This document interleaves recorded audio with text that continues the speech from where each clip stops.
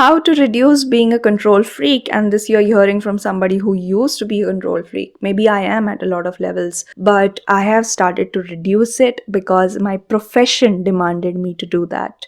Coaching is when you really listen to people without judgment, and control and judgment, they go hand in hand. So when you judge something that this is good, this is bad, this is working, this is not working, you have the urge to fix and control that particular thing, and that is when you become a control freak. So the good thing about being a control freak is that you have very good problem solving and leadership capabilities, but when you try to control things that are not in your hands, that is the time you fall flat on your face. For example, when I let go of the control that no matter how many views come onto my YouTube videos, I'm going to post my video. Other people's comments are not in my hands, and I used to be this person who's super scared of criticism and judgment. But before uploading my first video, I said no matter what people are going to comment on it or what people are going to say, and even if I hate my video, I am going to keep it like that. I'm going to improve from the next video. Yes, there were my well-wishers who sent me long feedbacks, and there was nothing negative about that feedback. I judged my video a lot, that why am I looking into the screen and not into the camera a lot, but I didn't delete that video ever. That video is present because I absolutely salute the courage of this girl who used to be so ashamed and afraid of criticism and what people would think about her and all of those things. So that's there. So the first takeaway is that let go of control on at least the things that are not in your control, and you know that they are not in your control, like the amount of views that a video gets, amount of likes. You can definitely keep improving the quality and the delivery of your content, that is in your control,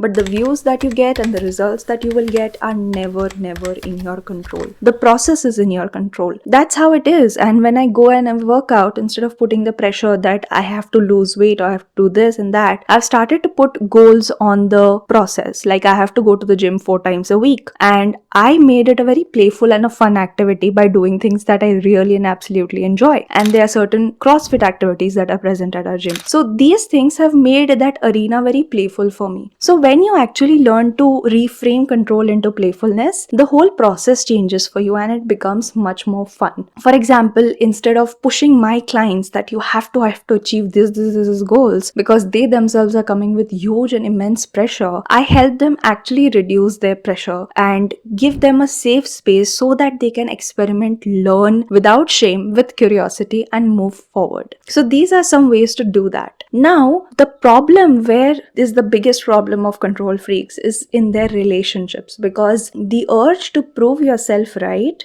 is always or often overtaken by the urge to actually save the relationship or to, just have harmony in the relationship. And there is a reason why control freaks are control freaks. It is because they don't like the position of victimhood. They don't like the position of helplessness or powerlessness. And that's why they say that, no, I cannot be wrong. I have to be in control. That's one motivation of being in control. Second motivation could be that of being right all the time is that if I'm wrong or I make a mistake, I would be punished. And this comes from all your childhood conditioning and all of those things. So now know that you are an adult. You are responsible for your mistake, but not necessarily that you will be punished for your mistakes. So learn to take responsibility of that. And if you do that, then you will be much more at peace. And there's something that I read that don't sweat the small stuff in relationships. So you don't have to point out to every single thing that is going wrong or according to you is wrong. And in the long run, you want to ask this question that does it really matter that much that I need to point it out all the time or give my comments about right and wrong? For example, if there's a couple and they are fighting that let's go to restaurant X and restaurant Y, and the person then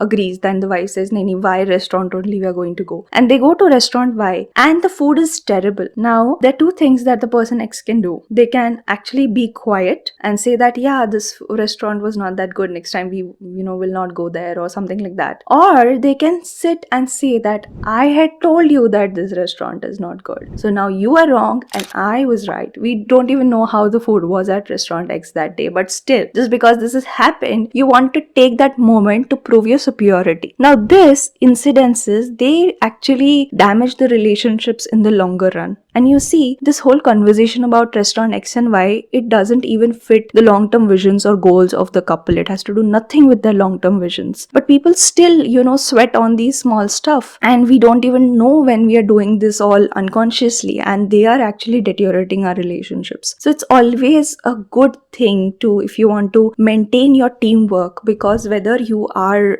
professionally thinking about these things or at a personal level, teamwork matters. You need people and people need you. We live in a collaboration driven ecosystem. And when the ecosystem is growing, you are also growing. And when you are growing, the ecosystem is growing, right? So there is this interdependence that is present. So you may want to save these things for larger and more important conversations, but not for these smaller stuff. So you may actually want to let go of these things. So next thing, in your conversation, how much are you using but, no, and however? But and no are the things.